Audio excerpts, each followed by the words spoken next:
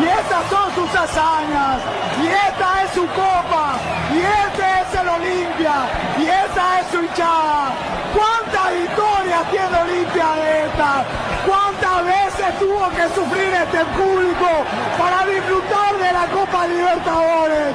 ¿Cuántas tandas de penales? ¿Cuántos arqueros tapando penales y jugadores convirtiendo?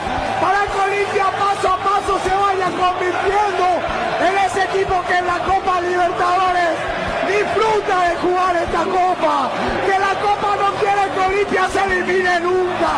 Olimpia juega esta Copa de costumbre. Si vos querés llegar a una final, si vos querés saber jugar esta Copa, ponete la camiseta de Olimpia. Ahí hay historia, señores. En esa camiseta hay historia. Esa camiseta sabe cómo jugar la Copa Libertadores.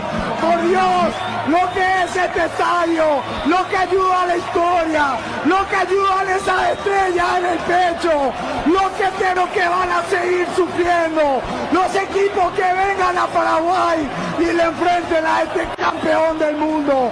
Mientras Olimpia esté en Copa Libertadores, no importa su momento, no importa cómo esté el club, Olimpia es de la Copa Libertadores. La Copa Libertadores es de Olimpia. El defensor del Chaco se mueve, el defensor del Chaco disfruta, el defensor del Chaco rememora tanta noche de tanta gloria.